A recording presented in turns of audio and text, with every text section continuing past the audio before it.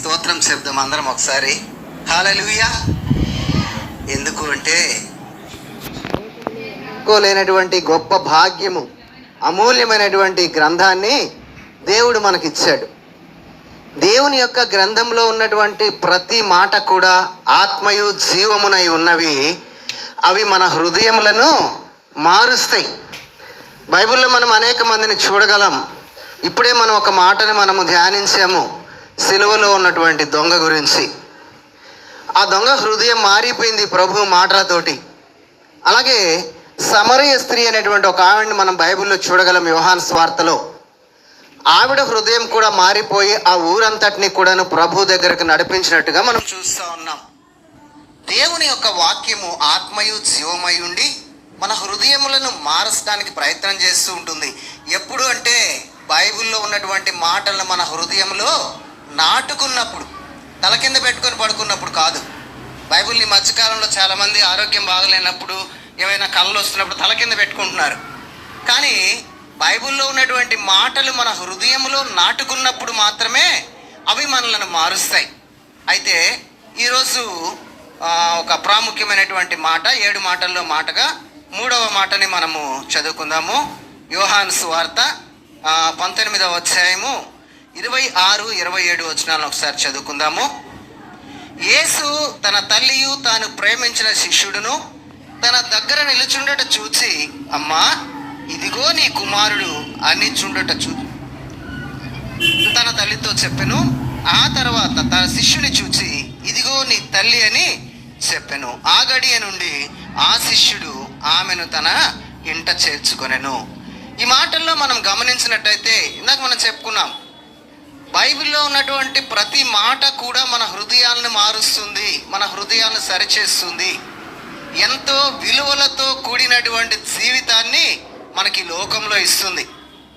అంతేకాకుండా ఈ లోకంలో మనం మంచిగా విలువలు కలిగినటువంటి జీవితంతో ప్రభువుని నమ్ముకొని జీవిస్తే, ఈ లోకాన్ని విడిచిపెట్టిన తర్వాత కూడా తరతరాలు యుగయుగాలు దేవునితో ఉండేటువంటి భాగ్యం మనకి ఇవ్వాలి అంటే దేవుని యొక్క వాక్యం మాత్రమే మనకి ఇవ్వాలి. మన బలము మనకి ఇవ్వదు, మనము సంపాదించినటువంటి ధనము, మన పేరు ప్రఖ్యాతులు మనకు ఇవ్వు. ఈరోజు మనము చదువుకునేటువంటి లేఖన భాగంలో మనం చూసినట్లయితే ఒక మంచి తల్లిని మనం చూడగలము, ఒక మంచి కుమారుణ్ణి మనము చూడగలం. మంచి తల్లిని మనం చూడగలము, ఒక మంచి కుమారుణ్ణి మనం చూడగలం. ఒక మంచి తల్లి ఏం చేస్తుంది? చిన్నతనం నుంచి కూడాను తను కనినటువంటి బిడ్డను చక్కగా మంచి మార్గంలో పెంచుతుంది. మంచి తల్లి ఏంటి? చెడ్డ తల్లి లోకంలో ఉంటారంటే ఉంటారు, లేకుండా ఎందుకు ఉంటారు? నిన్నగాక మొన్న 15 రోజుల క్రితం పేపర్లో వచ్చింది, ఆమె వేరే ఆలోచనలతో తన కన్న బిడ్డలకి విషమిచ్చి చంపినటువంటి తల్లి, పాపం చేసి చెత్త కుప్పలో పడేసేటువంటి తల్లు ఎంతోమంది లోకంలో మనం చూస్తూ ఉంటాం. అయితే ఇక్కడ ఒక మంచి తల్లిగా యేసుక్రీస్తు వారి యొక్క తల్లి అయినటువంటి మరియని మనం చూస్తూ ఉన్నాం.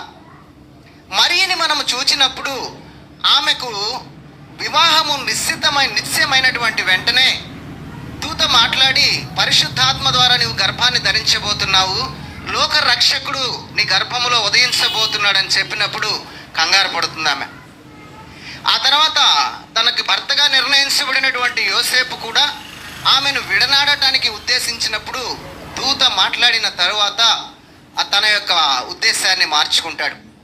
అయితే మరియ ఎన్ని కష్టాలు పడి ఉంటుందో మనం ఒక్కసారి ఆలోచించుకోవచ్చు. కన్యగా ఉన్నటువంటి మరియకు గర్భమని తెలిసినప్పుడు ఎన్ని బాధలు, ఎన్ని వేదనలు ఆమె అనుభవించి ఉంటుందో మనం తెలుసుకోవచ్చు.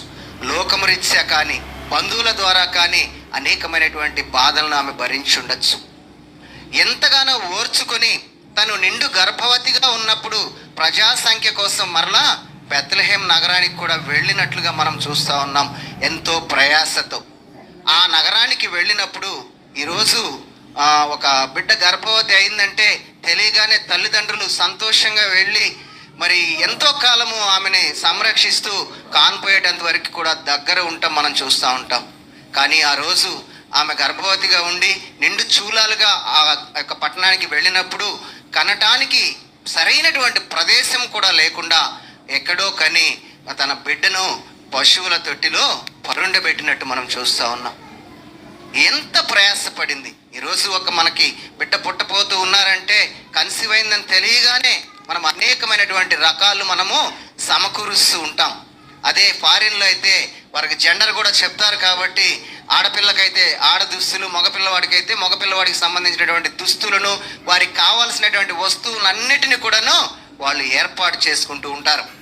ఒక తల్లి, ఒక మంచి తల్లి బిడ్డ కోసం ఎంతో ప్రయాసపడతా ఉంది. తల్లే కాదు కానీ తండ్రి కూడా. తల్లి ఊహ వచ్చేటంత వరకు బిడ్డను పెంచగలిగితే తండ్రి ఆ బిడ్డ మరిగి పెద్దవాడయి ప్రయోజకుడయ్యేటంత వరకు కూడా తండ్రి తన యొక్క బాధని అనుభవిస్తూ ఉంటాడు.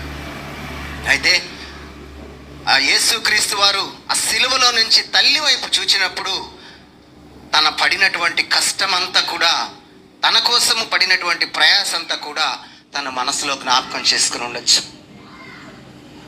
పైగా తనకు మరియమ్మకు భర్త కూడా లేనటువంటి పరిస్థితిలో ఆ సమయంలో మనం చూస్తూ ఉన్నాం. ఇంకా మరియమ్మ యొక్క భర్త గురించి ఎక్కడ ప్రస్తావన లేదు కాబట్టి చాలామంది పండితులు చెప్పేది ఏంటంటే మరియమ్మ భర్త చనిపోయాడని చెప్తూ ఉంటారు.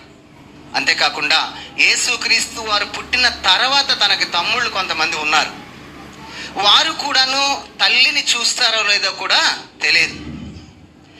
ఆ కుమారుడు శిలువ మీద వేదన పడుతూ ఉన్నప్పుడు తల్లి పడేటువంటి బాధ, ఆ కుమారుని కోసం తల్లి అక్కడికి రావటము మిగిలినటువంటి పిల్లలకు ఇష్టం ఉందో కూడా లేదో కూడా తెలియదు.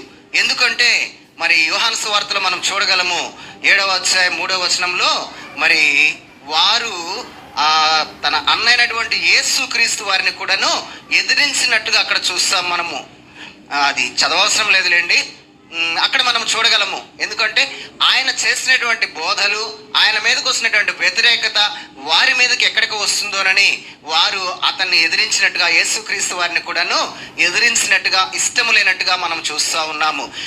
మరి ఇలాంటి పరిస్థితుల్లో యేసుక్రీస్తు వారి మీద తప్పులన్నీ కూడాను ఆ యొక్క యూదా సమాజం మోపి సిలువకు అప్పగించినటువంటి పరిస్థితుల్లో మరియమ్మ అక్కడికి వచ్చిందంటే మాకెన్ని బాధలు వస్తాయని మరలా మరియమ్మని వాళ్ళు రాణిస్తారో లేదో కూడా తెలియదు. యేసుక్రీస్తు వారు ఎలాంటి పరిస్థితిలో చూస్తున్నాడో తెలుసా? మనం మొదటి మాట నుంచి మనం చూసుకున్నాం. ఏకువ జామున పట్టుకొని తీసుకొని వచ్చి పిలాతు దగ్గరకు, మరి అటు ఇటు యాజకుల దగ్గరకు అటు ఇటు కూడాను త్రిప్పి ఆయనకు ముళ్ళ కిరీటం పెట్టి ఆయన కొరడాలతో కొట్టి సిలువను మోయించి తీసుకువచ్చి ఉదయకాలము 9 గంటలకు భయంకరమైనటువంటి స్థితిలో ఆయనకు సిలువ వేస్తే ఒళ్ళంతా గాయాలతో, ఒంటి నిండా రక్తసిక్తమయ్యి, చేతులలో గాయాలతో, మరి ఏ ఆధారము లేకుండా చీలలపై వేలాడుతూ ఎంతో బాధను అనుభవిస్తూ కూడా తల్లిని గురించి ఆలోచన చేస్తూ, అయ్యో నేను వెళ్ళిపోతే నా తల్లి పరిస్థితి ఏంటి? మరి తన తండ్రి అయినటువంటి యోసేపు లేడు, తనకి తమ్ముళ్ళైనటువంటి వారు పట్టించుకుంటారో కూడా తెలియదు. కాబట్టి తల్లిని ఆదరించాలనుకొని ఆ మాటలు మాట్లాడుతూ ఉన్నాడు. అక్కడ మనం మరలా చదువుకున్నట్లయితే యేసు తన తల్లియు తాను ప్రేమించిన శిష్యుడు దగ్గర నిల్చున్నాడు చూసి, అమ్మా ఇదిగో నీ కుమారుడని తన తల్లితో చెప్పాడు. తల్లిని ఆదరించాలనుకున్నాడు. ఎంతో మరి అమూల్యంగా తల్లిని చూచుకునేటువంటి తన ప్రేమించినటువంటి శిష్యుడైనటువంటికి యోహానికి తల్లిని అప్పగించినట్టుగా మనం చూస్తూ ఉన్నాం. ఎందుకంటే ఆ యోహాను ఎలాంటి వాడు అంటే, యోహాన్ని ఏ రోజైతే ప్రభు పిలుచుకున్నాడో, ప్రభు పిలుచుకున్న రోజు తనకున్నటువంటి పనిని, తనకున్నటువంటి సమస్తము కూడా విడిచిపెట్టి వచ్చినటువంటి తన శిష్యుడైనటువంటి యోహాను మరి తనను సిలువ వేస్తారని తెలిసి కూడా తన సమాజం అంతా కూడాను ఎదురు మాట్లాడుతూ యేసు ప్రభును సిలువ వేసినప్పుడు కూడా తన దగ్గర ఉన్నాడు అంటే ఇంకా మిగిలిన వాళ్ళు ఎవరు కూడాను ఆయన దగ్గర లేరు. తన శిష్యులుగా ఎంచుకున్నటువంటి వారు ఎవరు కూడాను ఆయన దగ్గర లేరు.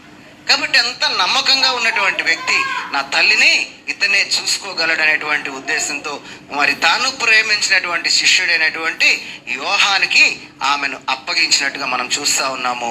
ఆ తర్వాత 27వ వచనంలో ఆ శిష్యుని చూచి ఇదిగో నీ తల్లి అని చెప్పినప్పుడు ఆ గడియ నుండి ఆ శిష్యుడు ఆమెను తన ఇంటిలో చేర్చుకున్నాడంట. ఎప్పుడైతే ప్రభు చెప్పాడో ఆ గడియ నుంచి కూడా ఆ శిష్యుడు ఆమెని ఇంటిలో చేర్చుకొని తనకు కావాల్సినటువంటి ఆలన పాలన అంతా కూడాను చూచుకుంటూ ఉన్నట్టుగా దేవుని వాక్యంలో మనం చూస్తాం. అయితే అంతేకాదు కానీ తల్లిదండ్రుల గురించినటువంటి దేవుని వాక్యంలో కొన్ని అమూల్యమైనటువంటి మాటలు దేవుడు కూడా మనకు ఇచ్చినట్టుగా మనం చూస్తూ ఉన్నాం. దాన్ని బట్టి కూడా మనం చూసినట్లయితే దేవుని వాక్యాన్ని కూడా యేసుక్రీస్తు వారు నెరవేర్చినట్టుగా మనం చూస్తాం. నిర్గమకాండంలో మనం చూస్తాము 10 కమాండ్మెంట్స్ అంటే 10 ఆజ్ఞలు ఇచ్చినటువంటి దేవుడు ఆ మాటల్లో ఒక మాటను వ్రాయిస్తూ 12వ వచనంలో 20వ అధ్యాయంలో నీ దేవుడైన యెహోవా నీకు అనుగ్రహించు దేశములో నీవు దీర్ఘాయుష్యవంతుడు అవునట్లు నీ తండ్రిని నీ తల్లిని సన్మానించుము అంటున్నాడు. మరి దేవుని దృష్టిలో మనం మంచిగా ఉండాలంటే, మనకి దేవుడిచ్చేటువంటి రాజ్యంలో మనము దీర్ఘాయుష్యవంతులముగా మనం ఉండాలంటే మన తల్లిని తండ్రిని సన్మానించాలని దేవుని యొక్క వాక్యం చెప్తా ఉంది. తల్లిని తండ్రిని సన్మానించాలంటే చాలామంది చేస్తారు. ఏదైనా వాళ్ళ ఇంట్లో ఒక ఫంక్షన్ జరిగినప్పుడు తల్లిని తండ్రిని స్టేజీ మీదకు తీసుకొచ్చి వారికి దండలేసి వారికి శాలువాలు కప్పి ఆ రోజు వాళ్ళకి పాదాభివందనం చేసి వాళ్ళని సన్మానిస్తుంటారు. ఆ రోజు చక్కగా వీడియో అతని దగ్గరకు వచ్చి తీస్తాడు. వాళ్ళు దండం పెట్టేటువంటి విధానాన్ని వీడియో అతని దగ్గరకు వచ్చి తీస్తాడు. ఆ తర్వాత తల్లి ఎక్కడుంటుందో తెలుసా? మరలా వృద్ధాశ్రమంలో ఉంటుంది. కానీ సంవత్సరం వీళ్ళు వెళ్తారు. వీళ్ళ పుట్టినరోజుకి పండగలకు వెళ్ళి వృద్ధాశ్రమాల్లో బట్టలు కాయలు పంచొస్తారు, కానీ తల్లిదండ్రులు మాత్రం ఇంట్లో ఉంచుకోరు. దేవుడు చెప్తున్నటువంటి మాట ఏంటో తెలుసా? నీ తల్లిని తండ్రిని సన్మానించుము అంటున్నాడు. యేసు ప్రభు వారు తండ్రి చెప్పినటువంటి మాటను కూడా ఆయన నెరవేర్చినట్టుగా మనం చూస్తూ ఉన్నాం. సామెతల గ్రంథము 23వ అధ్యాయము 22వ వచనంలో కూడా ఒక మాటను మనం అక్కడ చదువుకున్నట్లయితే, సామెతల గ్రంథము 23వ అధ్యాయము 22వ వచనాన్ని ఒకసారి చదువుకుందాము. నీ తల్లి ముదిమి యందు ఆమెను నిర్లక్ష్యము చేయకుము. మనం సన్మానించడం గొప్ప కాదు, తల్లిదండ్రులను నిర్లక్ష్యం చేయకుండా ఉండాలి. ఎందుకు అంటే మనకు చిన్నతనంలో ఉన్నప్పుడు వారికి ఓపిక ఉన్నప్పుడు మనకు అన్ని కూడాను చేసి పెడతారు. కానీ వారు వృద్ధాప్యంలోకి వచ్చిన తర్వాత వారు ఏది కూడాను చేసుకోరు. మనం నిర్లక్ష్యం చేస్తే వాళ్ళ పరిస్థితి ఎలాగ ఉంటుందంటే వాళ్ళు ఏమి కూడాను చేసుకోరు. కాబట్టి చాలా ఇబ్బందులైనటువంటి పాల్పడతా ఉంటారు. నిన్న మొన్న దాదాపు ఒక వారం క్రితము న్యూస్లో వచ్చింది. ఇక్కడ ఉన్నటువంటి ఒక ఎస్ఐ గారు ఒక అతన్ని బ్రిడ్జి కింద తీసుకొచ్చి స్నానం చేయించి అతనికి అంతా క్రాఫ్ట్ చేయించి మంచి బట్టలు వేసి తనని అడిగితే, ఎవరయ్యా నీది ఏ ఊరు అంటే, మాది పక్కన ఉన్నటువంటి పమిడిపారండి, నన్ను ఎందుకో ఇక్కడ తీసుకొచ్చారు, బ్రిడ్జి కింద వదిలిపెట్టేసి వెళ్ళిపోయారండి, ఎవరో నాకు ఇంకా మా వాళ్ళు ఎవరు రాలేదని మళ్ళీ వస్తారని నేను చూస్తున్నానని అక్కడనే అడుక్కుంటూ తింటూ ఉన్నాడంట. జస్ట్ గత వారం జరిగింది సన్నివేశం. దేవుని యొక్క వాక్యము నిజంగా మనం అర్థం చేసుకున్నట్టయితే, దేవుని వాక్యం ప్రకారం మనం నడుచుకున్నట్టయితే ఎంతో విలువలు కలిగినటువంటి జీవితాన్ని మనం అనుభవించవచ్చు. యేసుక్రీస్తు వారు దేవుడు చెప్పినటువంటి, తన తండ్రి అయినటువంటి దేవుడు చెప్పినటువంటి ప్రతి మాటను కూడా ఈ లోకంలో నెరవేర్చినట్టు మనం చూస్తూ ఉన్నాము. ప్రభు మనకి చూపించినటువంటి మాదిరి తల్లిదండ్రులకు లోబడి ఉండాలి అని ఆయన ఒక మాదిరిని మనకు చూపించి లూకా సువార్త 2వ అధ్యాయము 51వ వచనం, అంతటా ఆయన వారితో కూడా బయలుదేరి నజరేతునకు వచ్చి వారికి లోబడి ఉండెను. యేసుక్రీస్తు వారు తప్పిపోయినప్పుడు, మరి చిన్నతనంలో ఆయన వెతుక్కుంటూ వచ్చినప్పుడు, ఆయన మరలా వచ్చిన తర్వాత నజరేతుకు వచ్చి తల్లిదండ్రుల దగ్గర ఎలాగున్నాడంట? వారికి లోబడి ఉన్నాడంట. తల్లిదండ్రులకు లోబడి ఉన్నాడంట. మరి యేసుక్రీస్తు వారు చెప్పటమే కాదు, కానీ తన జీవితంలో ఎంతో కష్టంలో కూడా, ఎంతో వేదనలో కూడా తను ఆ యొక్క పనులన్నిటినీ కూడా నెరవేర్చి మనకి ఒక మాదిరిని మనకు ఆయన చూపించి మనకు వెళ్ళినట్టుగా చూస్తూ ఉన్నాం. ఈ లోకంలో మనకి మరి ఆ తల్లి లాంటి సంరక్షణ ఇచ్చేటువంటి తండ్రి అయినటువంటి ఒక ఆయన మనకు ఉన్నాడు. ఎవరంటే మరి మన పరలోకంలో ఉన్నటువంటి మన ఆత్మలకు తండ్రి అయినటువంటి దేవుడు మనకి తల్లి లాంటి సంరక్షణ ఇచ్చేటువంటి వాడు. మరి యెషయా గ్రంథము 66వ అధ్యాయంలో మనం ఆ మాటలను మనం గమనించగలము. యెషయా గ్రంథము 66వ అధ్యాయంలో మనం చూసినట్లయితే 13వ వచనంలో, ఒకని తల్లి వారిని ఆదరించినట్లు నేను మిమ్ములను ఆదరించెదను. ఈ లోకంలో ఎవరి ఆదరణైనా మనకి లేకపోవచ్చేమో, కానీ మరి మన పరలోకపు తండ్రి అయినటువంటి దేవుడు తల్లి లాంటి ఆదరణను నేను మీకు ఇస్తానంటూ ఉన్నాడు. మరి తల్లి లాంటి ఆదరణను ఇచ్చేటువంటి దేవుడు. ఈ లోకంలో ఉన్నటువంటి తల్లిదండ్రులకే మనం భయపడి లోపడి ఉంటూ ఉన్నామంటే, మనం ఆత్మలను కన్న తండ్రి అయినటువంటి పరలోకపు తండ్రి అయినటువంటి దేవుడు తల్లి లాంటి ఆదరణ ఇచ్చేటువంటి ఆ దేవునికి మనం ఎంత భయపడి ఉండాలి. ఇంకా మరి ఆ భయాన్ని మనం కలిగి ఉండాలంటే దేవుని వాక్యం మనకు తెలిసి ఉండాలి. హెబ్రీయులకు రాసిన పత్రిక 12వ అధ్యాయంలో 9వ వచనాన్ని మనం చదువుకున్నట్లయితే, మరియు శరీర సంబంధులైన తండ్రులు మనకు శిక్షకులై ఉండిరి, వారి యందు భయభక్తులు కలిగి ఉంటిమి. అట్లయితే ఆత్మలకు తండ్రి అయిన వానికి మరి ఎక్కువగా లోబడి బ్రతకవలెను కదా. దేవుని తెలుసుకున్నాము, దేవుని వాక్యాన్ని వింటూ ఉన్నాం, దేవుని మందిరానికి మనం వస్తూ ఉన్నాం. కానీ మరి మన పరలోకపు తండ్రి అయినటువంటి దేవునికి మనము లోబడి బ్రతుకుతూ ఉన్నామా? నామకార్థంగా మనం జీవిస్తూ ఉన్నామేమో ఒకసారి జ్ఞాపకం చేసుకోవాలి. మన రక్షకుడైనటువంటి యేసు క్రీస్తు వారు అన్ని మాదిరి చూపించి మనకు వెళ్ళాడు. ఆయన కేవలము చెప్పటమే కాదు, కానీ తల్లిదండ్రులకు లోబడ్డాడు. తల్లిని ముదిమి యందు ఆయన శ్రమలో ఉండి కూడా ఆదరించినట్టుగా మనం చూస్తూ ఉన్నాము. యోహాను సువార్త 6వ అధ్యాయము 38వ వచనంలో ఒక మాటను మనం చదువుకున్నట్లయితే, యోహాను సువార్త 6వ అధ్యాయము 38లో, నా ఇష్టము నెరవేర్చుకున్నటకు నేను రాలేదు, నన్ను పంపిన వాని చిత్తము నెరవేర్చుటకే నేను పరలోకము నుండి దిగి వచ్చానని చెప్తూ ఉన్నాడు. తండ్రి ఆలోచన ఏమై ఉన్నదో, నీ కుటుంబం పట్ల తండ్రి ఆలోచన ఏమై ఉన్నదో, ఈ లోకంలో నీవు నడుచుకునేటువంటి విధానంలో తండ్రి ఆలోచన ఏమై ఉన్నదో, నీ ఆత్మీయ జీవితం గురించి తండ్రి ఆలోచన ఏమై ఉన్నదో, వాటన్నింటినీ కూడా నువ్వు నెరవేర్చి మనకు మాదిరికరంగా ఈ లోకంలో ఆయన చూపించి వెళ్ళడానికే యేసుక్రీస్తు వారు వచ్చారు. యేసుక్రీస్తు వారు మనకు అన్ని కూడాను ఈ లోకంలో మాదిరిగా చూపించాడు. అంతేకాకుండా తండ్రి చిత్తము ఏమై ఉన్నదో, ఈ లోకంలో యేసుక్రీస్తు వారు రావడానికి తండ్రి చిత్తం ఏమై ఉన్నదో గలతీ పత్రిక 1వ అధ్యాయం 4వ వచనంలో మనం చూసినట్లయితే, తండ్రి అయిన దేవుని చిత్త ప్రకారము క్రీస్తు మనలను ప్రస్తుత దుష్ట కాలములో నుండి విమోచింపవాలని మన పాపముల నిమిత్తము తనను తాను అప్పగించుకున్నాడు. కుటుంబ పరంగా ఆయన సంరక్షించేటువంటి విధానంలో అన్ని కూడా నెరవేర్చాడు. సువార్తను ప్రకటించేటువంటి విధంలో అన్ని కూడాను ఆయన నెరవేర్చాడు. అంతేకాకుండా తండ్రి చిత్తము ఇంకా ఏంటో తెలుసా? మనమందరం కూడాను పాపములో పాపములో ఉన్నప్పుడు మనల్ని పరిశుద్ధులుగా చేయడానికి ఆయనను ఆయన అర్పించుకోవడానికి ఈ లోకంలోకి వచ్చాడు. అయితే మన పట్ల తండ్రి చిత్తం ఏంటి? మన పట్ల తండ్రి చిత్తం ఏంటి? ఒక మాట చదువుకుని మనం ముగించుకుందాం. మన పట్ల తండ్రి చిత్తం ఏంటో యోహాను సువార్త 6వ అధ్యాయము 40వ వచనంలో మనం చూసినట్లయితే, యోహాను సువార్త 6వ అధ్యాయము 40వ వచనంలో మనం చూద్దాం. కుమారుని చూచి ఆయన యందు విశ్వాసం ఉంచు ప్రతివాడు నిత్య జీవము పొందుటయే నా తండ్రి చిత్తము, అంత్య దినమున నేను వారిని లేపుతాను.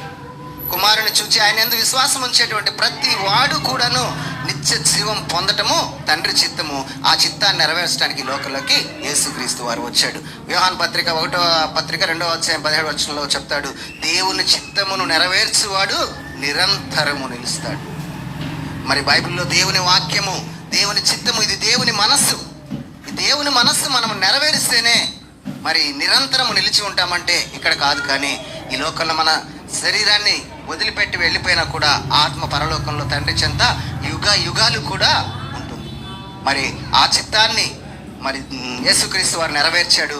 తండ్రి కురిపార్షన ఈరోజు ఆసీనుడై నీ కోసం నా కోసం విజ్ఞాపన చేస్తూ ఉన్నాడు.